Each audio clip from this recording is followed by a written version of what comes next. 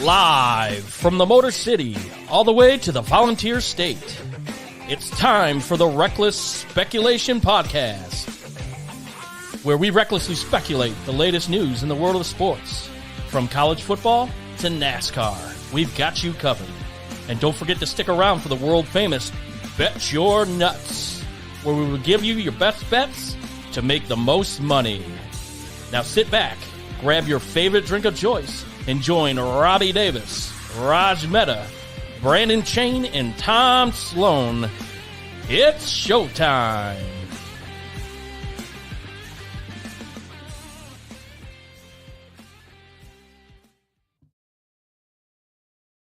Welcome, everybody, to a special edition of the Reckless Speculation Podcast. It's crazy times going on right now, especially around here in Ann Arbor. Breaking news. I'm sure if you haven't lived under a rock, Jim Harbaugh gets a 3-game suspension. So we're here to talk about it. And there's some legalities involved that clearly I have no idea with. So what not to have a better person than Robbie Davis be a part of it as well. So Robbie, thanks for being available this morning to hit on this topic. This I don't know if I've ever been so excited to do a show. This is just craziness, chaos. And for once, the Vols are not a part of any of it. And so it is nice. I was just, when you were talking about being in Ann Arbor and being in the Michigan fan, this reminds me of the 24 hours when it was like, is Rick Barnes going to go to UCLA or stay in Knoxville? And it was just like, what's happening? And we're like refreshing Twitter, like what's happening? But that's how it's been since probably about 8:00 last night. If there's a judgment made, what's going to happen? Twitter has just been on fire. Give everyone the latest as it stands at 10:50 a.m. on Saturday morning, the 11th. So at 10:50. It just came out, a greasy Pete Thamel, the hack ESPN journalist who is working hand in hand with a certain university and a certain 4-letter network, reported that the judge is not going to make a ruling today for Michigan's request for a injunction on this case, TRO, they're calling it, a restraining order. So at this point, Harbaugh will not be on the sidelines for today's game. However, if there's a judgment made beyond today, perhaps even on Monday, which would I speculate probably something will be done early next week, that could make it possible to where Jim Harbaugh is on the sidelines the last 2 weeks of the season. Because these restraining orders they're 14 weeks. A restraining order would be a temporary restraining order would be good for 14 days, so 2 weeks. So that could put him on the sideline for Ohio State. Yeah. So Dan Wetzel just tweeted that the hearing is set for Friday. So Friday the 17th. Wow. Michigan plays at Maryland next Saturday. So yeah, going to have kind of the same situation. Does the judge? So. Just to kind of walk you through and walk the listeners through the process as I think it goes on. I practice law in Tennessee and Georgia. I don't practice law in Michigan, but most of the laws mirror our federal system.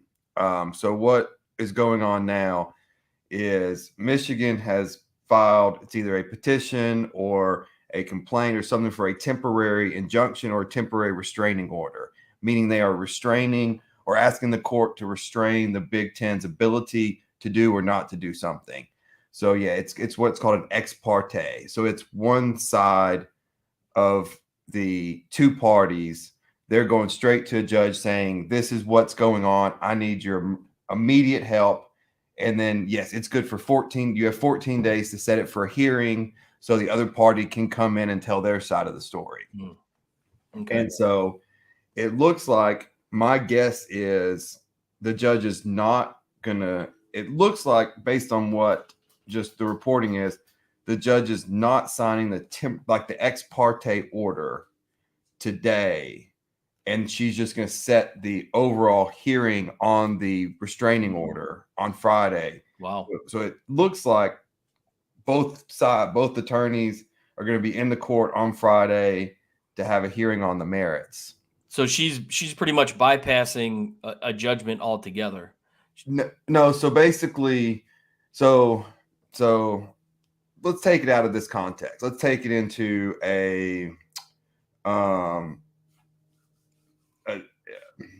I guess let's say like, hey, my neighbor, I'm scared of my neighbor. I'm going to a judge. Hey, I need an order of protection or a restraining order. My neighbor's threatening to kill me. The judge can be like, well, I can sign this, or are the threats more like I'm going to, throw paint on your car, something like that. Like maybe it's not as drastic as yeah. So like, hey, I think you're being a little dramatic. I'm not going to sign this one-sided order. I'm going to set it for you still have the petition for the restraining order. I'll set that for a date. We can come here. So basically what she's saying kind of is she wants to hear the whole story. Yeah, basically. And we were texting and stuff like this, like, look, there's no case law. This is going to get appealed. Whatever she does, both sides are going to appeal it because one, it's high stakes and there's jobs on the line. And we're going to get into that. The Big Ten commissioner, we'll just tell us a little bit about him, Tom. Well, Tony Petitti, he's the 7th commissioner of the Big Ten. He's been on the job for now 8 months. And this is probably the biggest, I hate to use the word scandal, but that's what it's being referred to as, is a scandal. I don't agree with the terminology, but this is probably the biggest thing to hit the Big Ten since Tressel, his situation, what was that back in the early 2000s. So for him to come into this, so a little bit about Tony Petitti's background. When was the Joe Pa stuff? What time frame was that? That would have been, that was like 08, 09, I think. I was living in California because I remember it going down. The Jerry Sandusky situation. Yeah. And he was there as a coordinator and he was let go, but it took intervening from the NCAA to get involved, not the conference, the NCAA. So, but a little bit about Tony Petitti's background. He was the former chief operating officer of Major League Baseball. Prior to that, he was the president and COO of MLB Network. And then he also was the COO and president of Activision Blizzard, their sports and entertainment, which does video games. So he's never dealt with football and he has never dealt with college football. And we're talking about a major brand with Michigan globally is the number 2 most recognizable sports logo in the world, second to the New York Yankees. So anything that's involving this brand, for a national championship, correct? That blows my mind. Who is, next to Ohio State, the face of the conference. So, really, when you look at it, and if you do a comparison, it would be like the commissioner of the SEC. Saying, sorry, Saban, or sorry, Kirby, these other schools are really pressuring me. We're going to go ahead and suspend you. It would never happen. Well, so I'm thinking while we're talking, let's just talk about sports brands. Like so at least in America, NFL's number 1. I would say SEC is probably number 2, Big Ten 3 as far as leagues go. Like I think they're bigger than the NBA. Yeah, now. Baseball. Yeah, now they are. You're talking about the 3rd biggest league brand, at least a top 5 league brand. Yep. With its biggest brand going for a national championship, and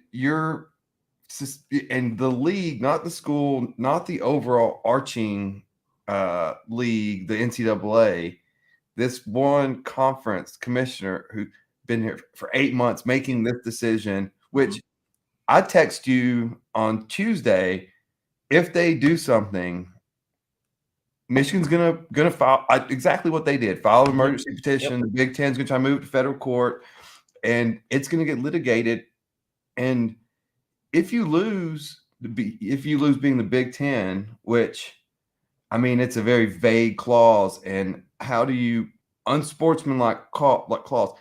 There's nothing that I have seen yet that directly links the coach to what happened. Now, you should have known. And Petiti, yes. Let me start this off by saying you're the head football coach of the program. It's your responsibility to know what's going on, whether you do or you don't, within your organization.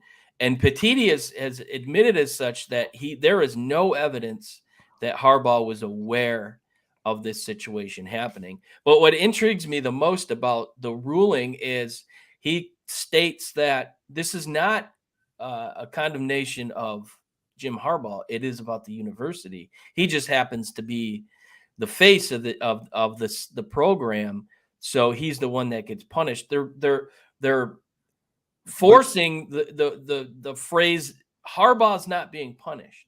It's the school that's being punished, which I find that hard to believe.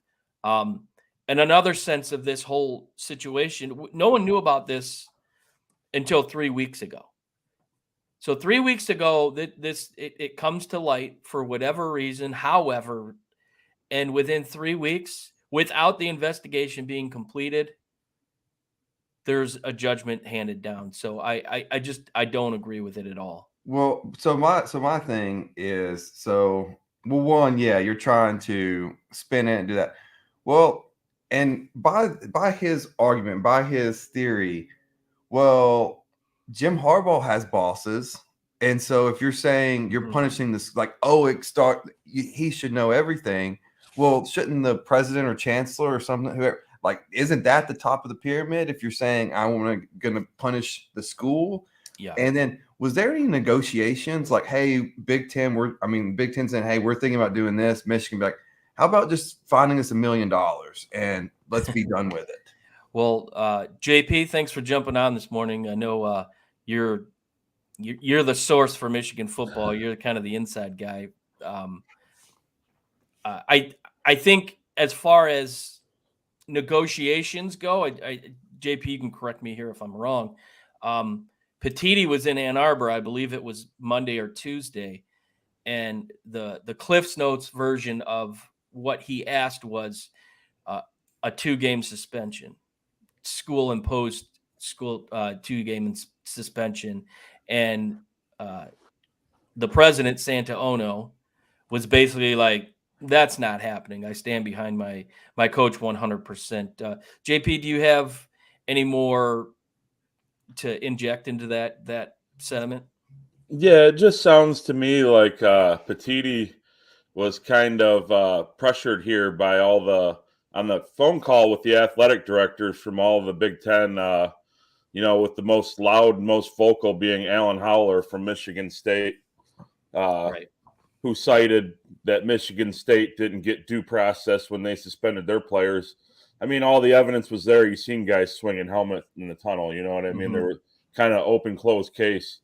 Yeah, so it just seems to me like a little bit of pettiness. I mean, you waited till Friday on a court holiday, to where Michigan wasn't going to be granted the TRO. So you waited till that when Harbaugh was up 30,000 feet in the air to impose the suspension. You got the coach sitting at the hotel 8 miles away from the stadium. I mean, who's ever even seen anything like this? You know what I mean? No, and I think that's what we were discussing earlier before you jumped on that. One of the reasons why Robbie and I feel like there was no ruling decided upon today was for the simple fact that this is unheard of. Well, this is uncharted territory. And, and I give the judge credit. And of course, Twitter's blown up. See, the first judge recused himself from the case because he played football there. So it's a conflict of interest. He handed it down to this other judge who, yes, is an alumnus of the University of Michigan. However, she recently was the presiding judge of a case in front of who? Connor Stallions recently, who was being, I believe it was an HOA situation. He was self-representing himself, and the judge ruled him to pay the $6,000. And then there was also another case recently where the university was trying to get, I believe it was a union situation.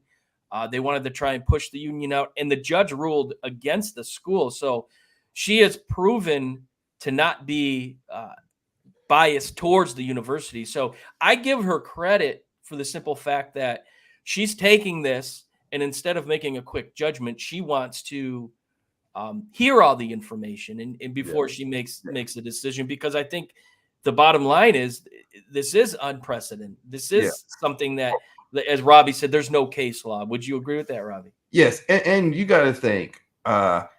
Look, not only did Michigan, so yeah, they did this on a Friday on a holiday.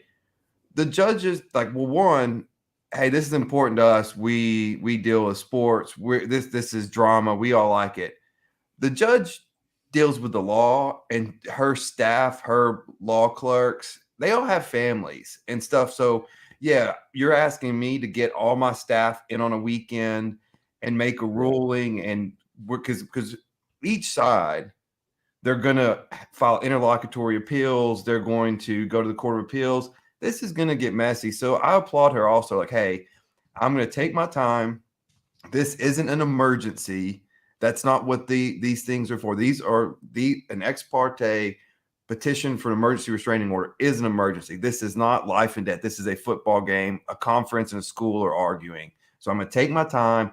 I'm not ruining my staff's long weekend. We'll set it for a hearing. I'll hear both sides out, and I'll make a rule. Hopefully, the thing is going to be, is she going to, the hearing set for Friday, does she take it under advisement and the suspension stays for the Maryland game? I don't think it matters really.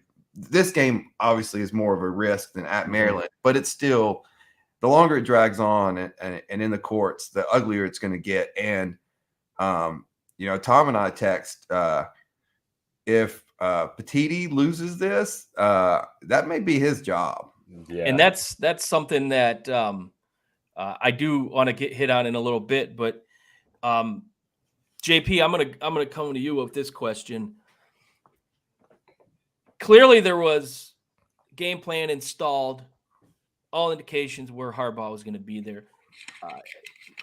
He has a good way of kind of blocking out the noise. He can compartmentalize what isn't important for what's on the field. How does this affect them here? Kickoff is in less than an hour. How does this affect them today? Being that there are no coordinators suspended in this, so the play calling aspect is pretty much going to remain the same. But him not being there, how big of an impact is that for the team?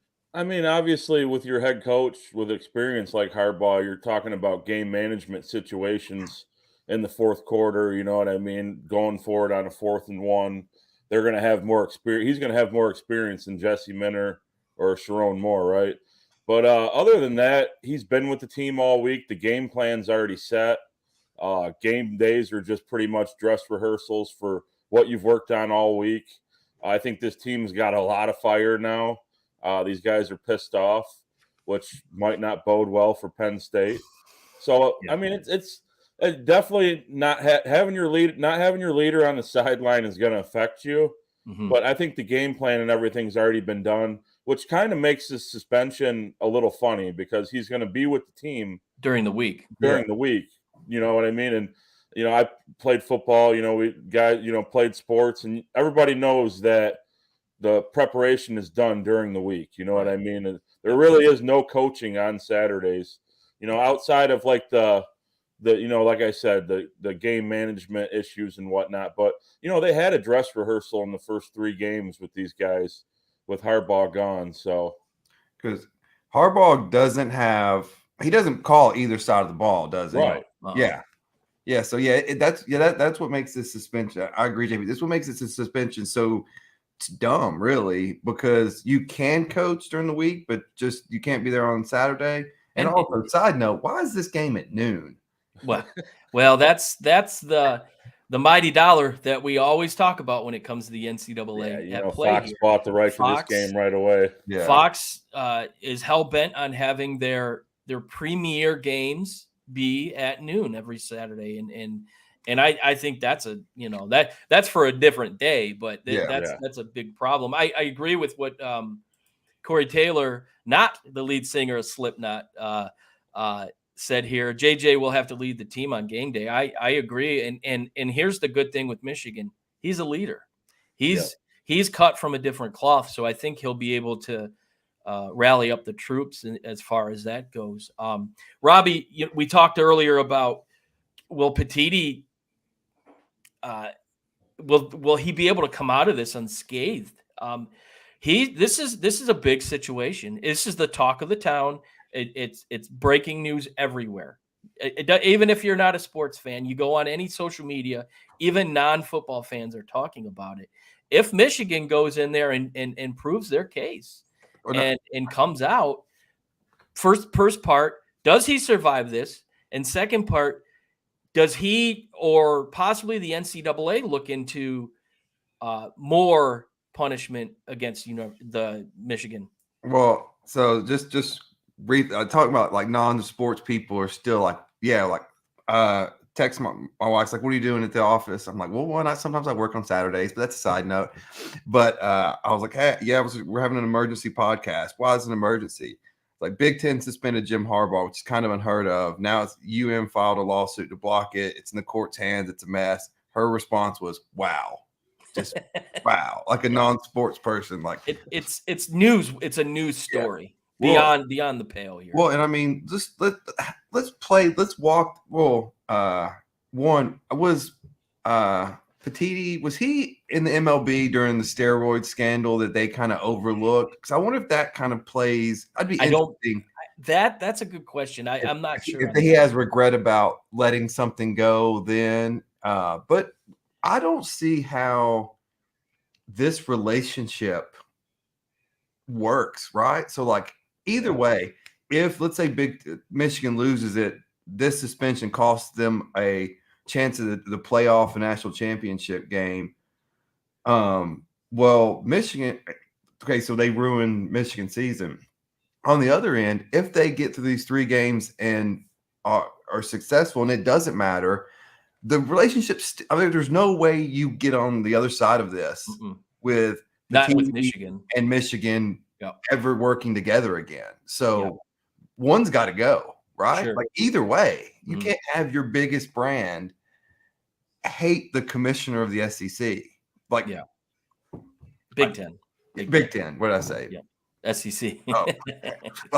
we understand the down south. Literally, while I was saying that, I was thinking, I was like, just for how long, like Mike Sly ruled over the SEC, and like that, like you can't go after Alabama or Georgia or Tennessee. Like if this is Indiana or Illinois or Purdue or Rutgers, I think maybe he can get away with it. Not when you're talking about the head of the snake here, the arguably the leader of the pack per se of the conference. JP Petiti, in my opinion, this was another kind of cowardice, classless, chicken shit move. Pardon my French. But he kind of left the door open for further punishment, specifically the NCAA. Do you see the NCAA getting involved in this? This is so the Big Ten. I don't think the Big Ten's concluded its investigation and it's still ongoing, but the NCAA is going to drag it out through the whole offseason. Yeah. And it's just going to be another Michigan. That seems like every single year since Jim Harbaugh has been at Michigan, there's been some kind of circus and some kind of fiasco going on in the offseason.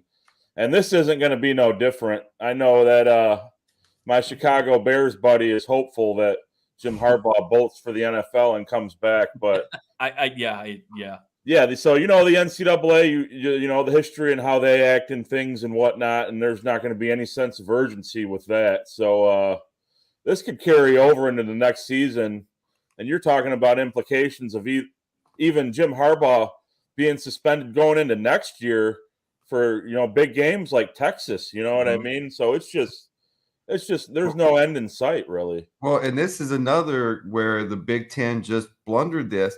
Look, the Big Ten, the commissioner's job of the Big Ten is to protect its member schools. Right. They have just essentially went ahead, hey, NCAA, we're go ahead and announcing for you, we think Michigan did something wrong. We think Harbaugh did something wrong.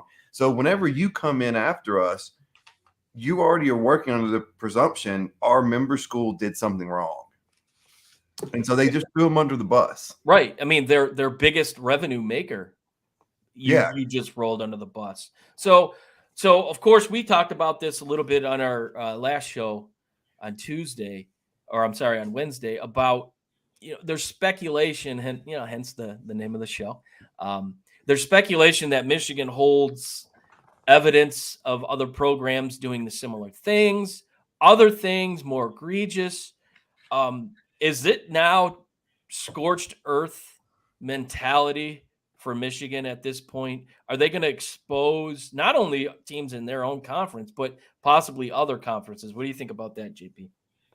I mean, yeah, they say that they have documents and they have proof. And, I'd venture to say that every major Power 5 college football conference is probably doing something.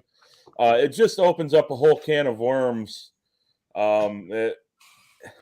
It kind of just points out the elephant in the room. I mean, the unspoken part, whether they have like definitive evidence or anything to, get somebody else in trouble. It's kind of a case of, I'm going to go to dad and tell on you. So now I'm going to tell on you. Yeah. You know what I mean? It's kind of silly. I would like to see Michigan just go independent or leave the Big Ten, maybe join the SEC or another conference. Because we've been carrying the water for the Big Ten for a lot of years. That's if they want to go this route, then let's be petty back and let's just leave the conference. Let's talk about it. That was one of my points we were going to hit on today. You brought it up. Let's hit on it. Through the relentless refreshing of Twitter last night. Of course, these message boards. Who knows who? I know a guy. You know a guy. We all know a guy, right? So on an MGO Blue message board, which is it respectable? Who knows? A comment was made, and of course, it's somebody I know that's close to the SEC has said that there's several ADs within the conference that have been monitoring this situation and were conjuring it up an idea as to if it kind of went south for Michigan, they were going to go in there and make an offer. And I'll start with you, Robbie. You're our SEC guy, and you kind of know the ins and the outs, the legalities as such, how that could happen. A, would you like to see Michigan in the SEC? And B, is that a plausible possibility?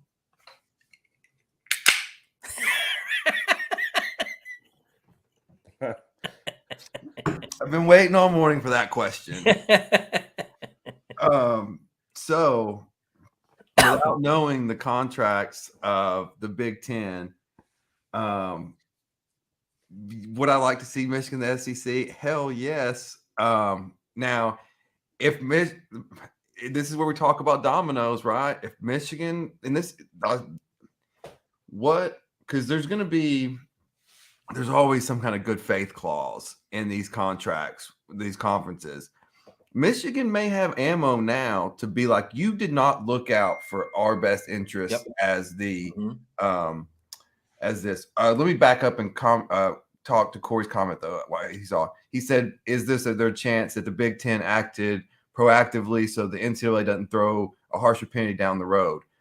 I get the logic of that, but the NCAA is desperate to hold on to their power. They are not going to let conferences start dictating punishments because then they lose all their power. There's a lot of foreshadowing going on because that's something I want to talk about as well. But continue on the SEC situation.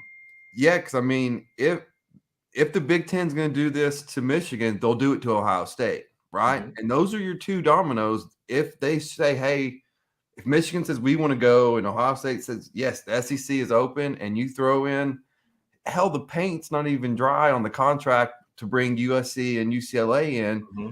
This could be the domino. We always talk about which one of those two conferences is going to make the move to go beat the other one. You look at how sexy is a Michigan, Ohio State, Alabama, Georgia, Tennessee. How much is that better than Oklahoma, Texas A&M, LSU? There's your super conference. Yeah, how much is that better than Michigan at Rutgers? Like, So if this is the ammo, could be the straw that breaks the camel's back to get them. So legally, hell, there's buyouts, there's TV, there's money that, lawyers get paid a lot of money to come up with these technicalities to get things out. The biggest, I think, hiccup or issue, we'll say, is Fox is going to step in and be like, yo, we just spent all this money, this TV contract. So, but University of Michigan has plenty of money to get out of any type of deal. JP, it also on these who knows message boards, as I like to call them, apparently there was a meeting amongst some of the Board of Regents earlier this week, kind of preparing for this to happen. And would they be open for a possible conference change? And all indications are, yes, they would be in favor of that. What are you hearing? And I'll get your take too. Would you like to see the if that keeps piling on Michigan? Would you think it'd be feasible enough for them to leave and go to? Yeah. So to answer your first question, from what I hear and whatnot, it sounds like the Board of Regents are highly pissed off right now, and are going to look to explore options. We might see something. We very well could see something where Michigan leaves the Big Ten, and that only leaves the SEC as the place they would go. Yep. I mean, obviously, geographically, it doesn't matter anymore, right? No, because we have teams from the West Coast traveling to the East Coast. The Big Ten was trying to lock down the LA television market. The reason that Rutgers is in the Big Ten, the New York market. Yep. So they're trying to cover it from coast to coast. I think, it doesn't matter anymore. And Michigan's a huge draw. I know that the SEC would be happy to have Michigan. These kind of things aren't covered in the SEC. You know what I mean? You look at Kirby Smart. He had a staffer and a player die in a car crash, and it's like a Monday in the SEC. Nobody talks about it on Tuesday. Yep. You know what I mean? And it's all about football. And to them, Tony Petitti, year one, is up to his neck right now in BS, and he just turned his back on the biggest brand and the biggest revenue generator in the conference. And something's got to be somebody's going to have to answer to it. It's either he's going to go or Michigan's going to go, and that's where it's at right now. Yeah. JP, you'll know where I'm going with this one.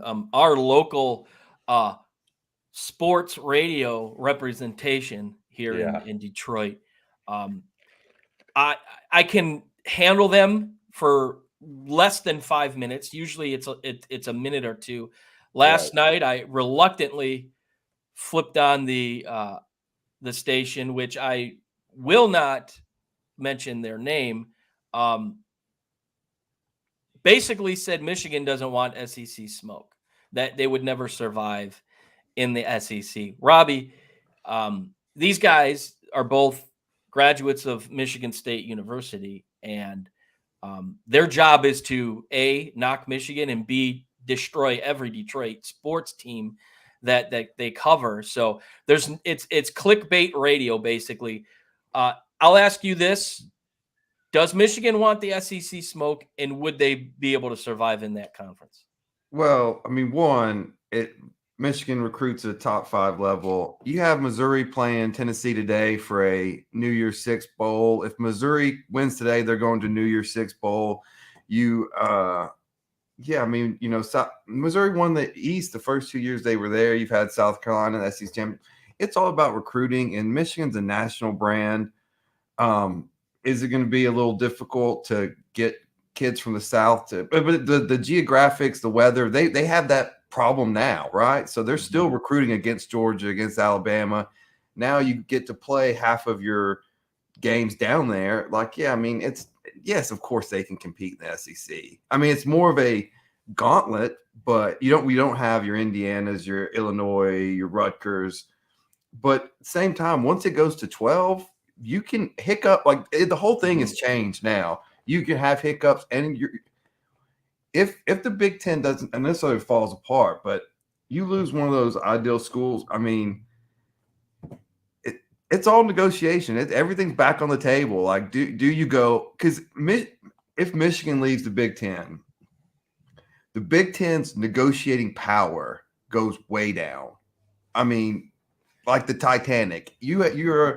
And so, yeah, the SEC is no longer being like, hey, we are equals. It's our rules now. Yeah. If y'all want to come to the party, you can, but we're doing the dress code. We're doing everything. We're checking you at the door. Mm-hmm. Yeah. I mean, to me, I think they want that smoke. They can handle that smoke. And you're talking about SEC kids that would be more than happy to come and play in Ann Arbor. So I disagree with 99.9% of everything those two clowns have to say on the radio. It's like saying Ohio State couldn't compete in the SEC. I mean, it's just stupid.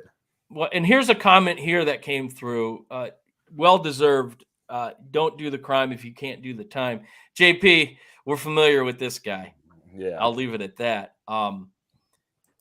What's the crime when the commissioner of the school has already said there's no evidence pointing Harbaugh? So, yeah, I mean, he's a Buckeye fan. We'll say from Livonia, Michigan. He's an Ohio State fan. Sorry, right. Tim. Well, no, I know. But, where's the crime here? Well, no, he makes a good point. The counterpoint to that isn't did he do the crime or not? It's what's the process for the punishment, right? And is it the conference's job to punish the coaches? I don't think it is. If you want to punish the school, then you punish the school, and that's essentially what they're trying to get behind. Is we're punishing the school, but you're punishing the school by punishing this football team. Well, and that's not your job. And the NCAA, that's NCAA's job. Thursday, one of the rumors, every day there was a different rumor. And Thursday's rumor was, well, it's not looking like a possible suspension for Harbaugh, maybe a fine. And I think in that aspect, that would have been maybe fair. And keep in mind, everybody that's watching, if you've watched our show before, Robbie's an attorney at law. So, and the reason why I really wanted him on here, because there's a lot of aspects to this story that there's legalities involved. And I'm a talking head. I don't know anything law-wise, and JP's the same way. There's things that we might not look at and understand, and where he can kind of come in and say, hey, well, you know what? Yeah, this makes sense, or no, this doesn't work because X, Y, Z. So it is good to have that here. Yeah, well, take my school, right? So we had Jeremy Pruitt, who was literally giving cash in McDonald's bags to recruits. All right. The job of the SEC is not to punish Jeremy Pruitt or to punish Tennessee. The job of the SEC is to look out for its member schools and to negotiate contracts on their behalf. The NCAA, that's their job, is to uphold the NCAA rules. That's why they're the NCAA rules. They're not the SEC rules. And so the NCAA came in, they did what they did. They investigated it, and he got fired for cause because he broke the rules. That's how the process works. The conference doesn't step in or shouldn't step in and say, we are going to now be, we're going to enforce the NCAA rules. We're going to handle the suspension. There's a process for that. And that's where I'm sure Michigan's going to fight with this due process. Like, hey, and this is the good faith dealing. You broke essentially the contract we have with the Big Ten and its conferences. You're looking out for the whole member school's best interests. And then which gets to kind of the Big Ten commissioner himself putting himself in a conflict of interest. You have these other schools saying, hey, it's better for us if Michigan gets suspended. Well, that's worse for Michigan. So you're trying to help them while hurting another school. Right. Well, that's the exact opposite of your job. Your job is to help every member school. Yeah. And I think that is one reason why, in my opinion, some of those regents are thinking, you know what? They're colluding against us, allegedly. Why should we stay here? JP, we hit on it a few minutes ago. It's no surprise or no secret, we'll say, that the NCAA has been kind of ruled obsolete in a sense. Is this the type of story? Is this the type of situation where schools or these conferences finally decide that we don't need the NCAA anymore?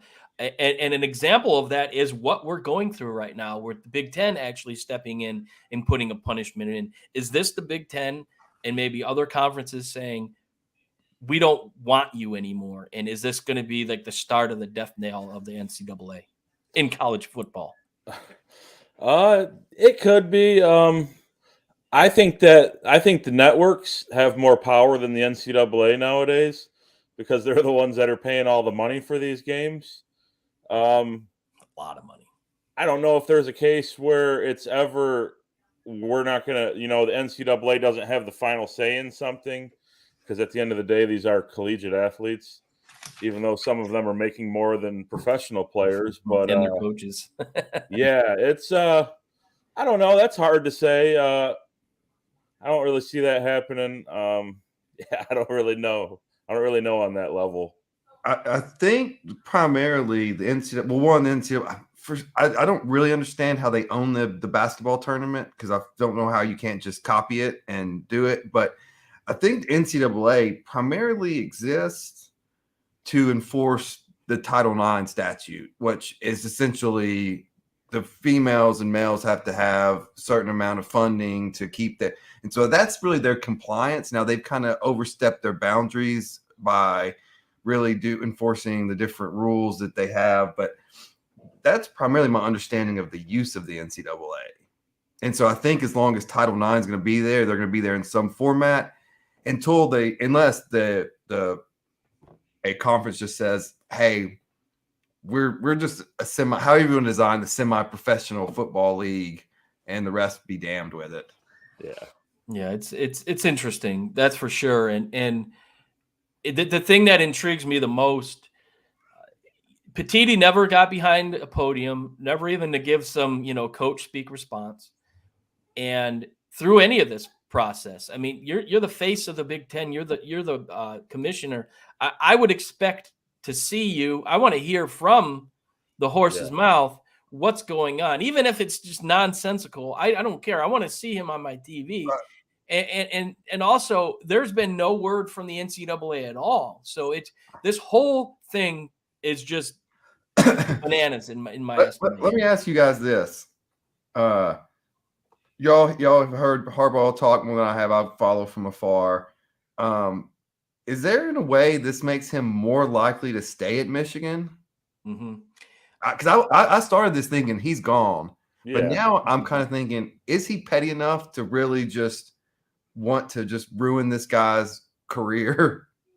Yeah, I think, well, the deals, the negotiations for the extension, which would make him the highest paid coach in the Big Ten, are ongoing. You know what I mean? I think that they were waiting for all this stuff to settle with the Big Ten, but I think soon here after the season, you're going to see his extension with Michigan to make him the highest paid coach in the conference.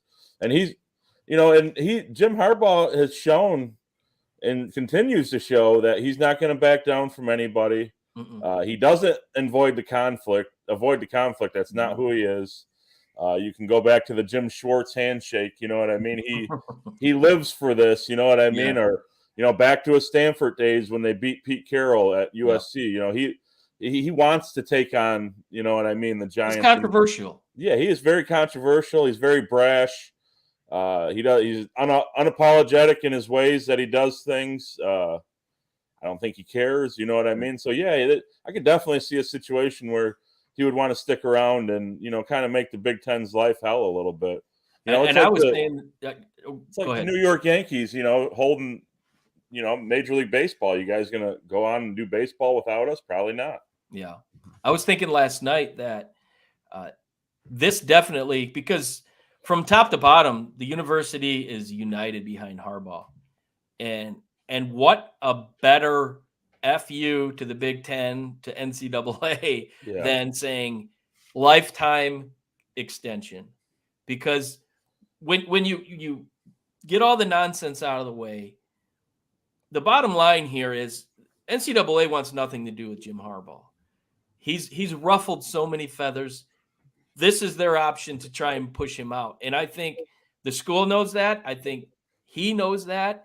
And this is every more the reason why I feel he's going to sign that extension, knowing that next year there could be a possibility that he misses games due to suspension. Well, he's been the voice for the voiceless, speaking up for the student athletes and how these schools are making, record money off these TV deals and whatnot. And these kids deserve a cut. You know what I mean? And the NCAA doesn't want him talking like that. You know what I mean? They want him to just, hey, buddy, you make your money. You know what I mean? You stand in line. We don't want to open that can of worms.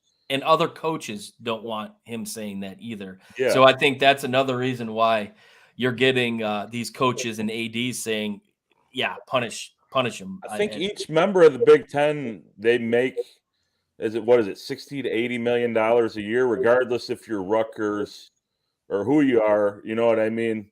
So why not take that money and disperse it? You know what I mean?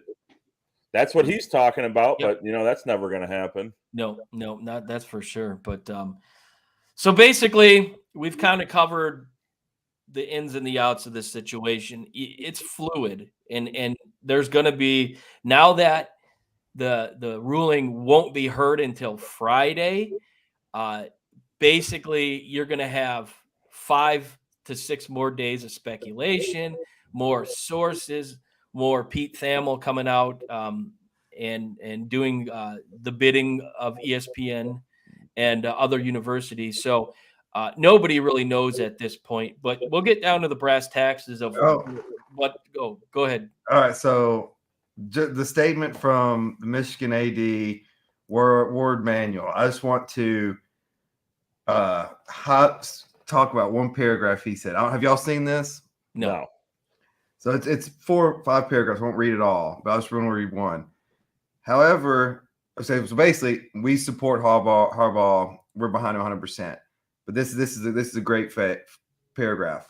However, no one here and no one at other universities around this country wants to be convicted and penalized without due process of a complete investigation and with significant harm to our student athletes.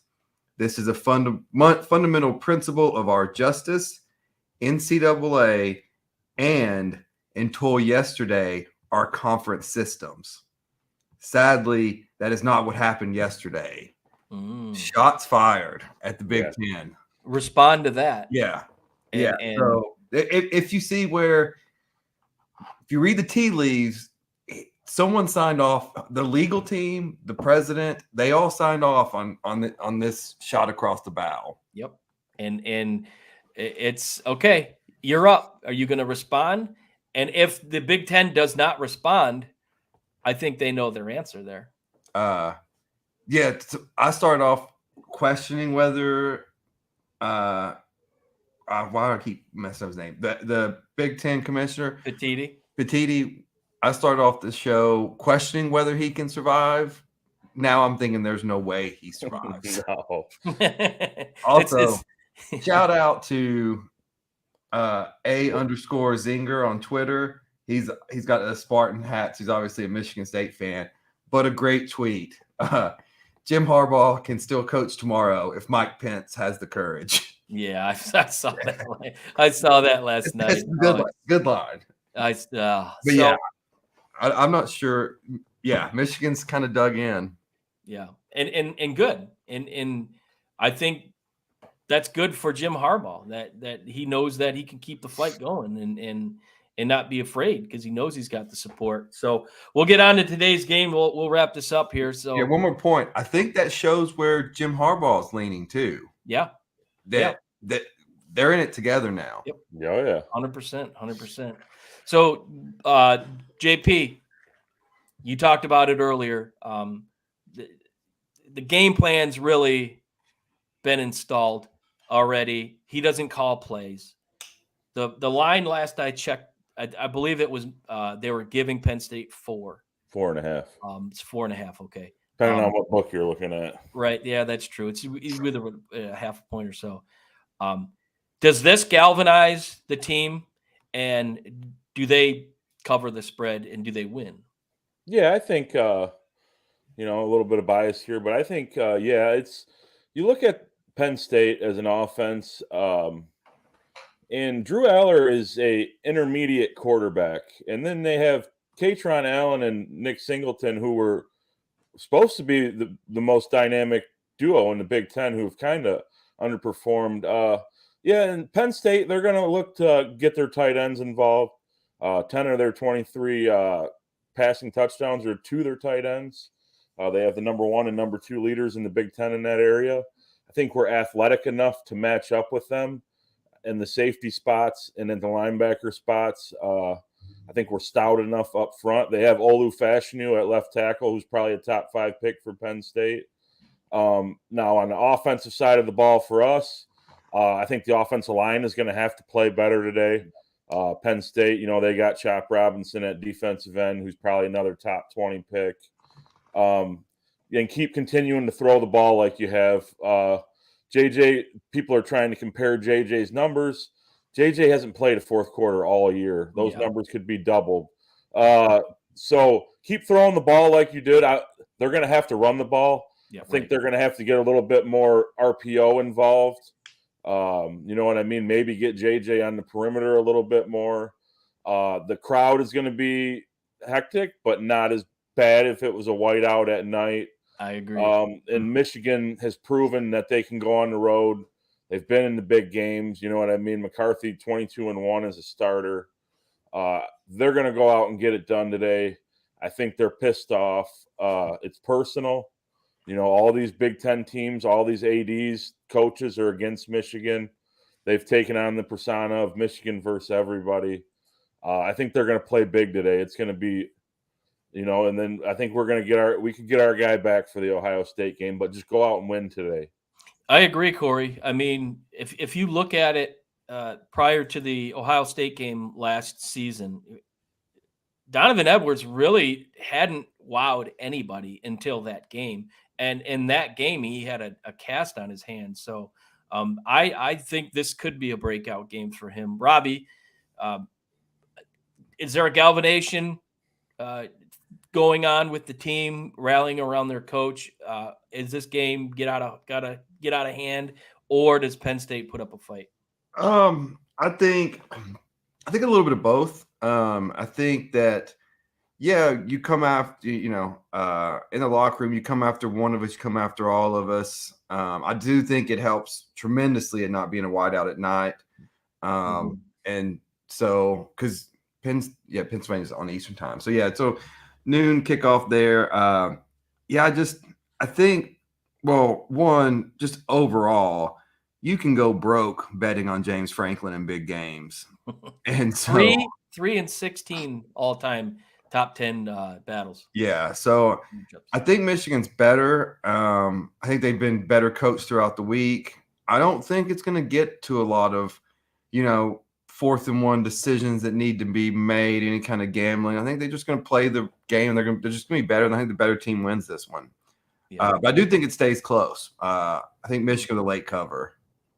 Yeah, I can see a touchdown, maybe even a little bit more here, but and stay tuned. Basically, is kind of the moniker that should be used for what's going on. So, I want to thank JP for jumping on this morning. I know you got a hellacious schedule with work, 2 jobs, school, and your little darling that you have. So, thank you so much for jumping in. I felt it was important to have you on because you are you know your shit, and the listeners are better off for it. And Robbie, your law aspect of it, which kind of not a lot of people have that ability or that option to kind of look at the other side of things. So and I'm gonna preview since this hearing is not till Friday. On our show Wednesday, I will break down.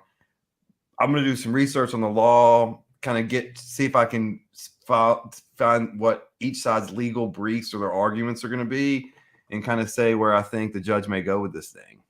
Yeah, it's going to be interesting. So again, I got one thing before we go though. We've been sitting here talking about Michigan. I think Robbie, I think your Vols get it done today on the road. I think so too. And then if Tom, you're an idiot. I don't want to put the cart in front of the horse, or the horse in front of the cart. No, the cart in front of the horse. I love when I try to say one of those things and I mess it up. If the Vols get it done, and then Missouri or Ole Miss gets it done in Athens, sets up for a huge game next weekend. And side note about if Tennessee or if Georgia wins today, next week in Neyland, if they win that game, they would tie the SEC record for consecutive wins. So how about the transformation, going from last year when you guys were slinging it all over the place with Hyatt, you know what I mean, and Hooker, and you guys are kind of like more of a ground and pound, like gritty team this year. Yeah, it gives me hope for the long-term success of Heupel. It wasn't a one-year wonder. It's his offense. While they spread you out, you can run with it. Kind of reminds me of when Chip Kelly first came onto the scene. Yeah. If A&M doesn't go after Heupel, we'll see. They print money down there in College Station. They do. Well, if the Haslams will stop buying the Browns and the Bucks and just get back to donate to UT, we can have some money too. Yeah, we'll see. All right, everyone. Thanks for watching. The game kicks off here in about 15 minutes. So go blue and go Vols, I guess. Yeah. So we'll see you guys on Tuesday or Wednesday. Stay tuned. Hey, I'm becoming a Michigan fan. They're going to be in our conference very soon. So. Yes. Yeah. Let's put that happiness into the atmosphere. All right, we'll see you guys later. Have a great day. Go blue. See you guys. Go blue. Thanks for listening to another episode of Reckless Speculation. Don't forget to follow us on Facebook, Twitter, TikTok, and YouTube searching Reckless Speculation. Catch us on Apple Podcasts, Spotify, or wherever you get your podcasts. We look forward to catching you right here next week with another exciting episode of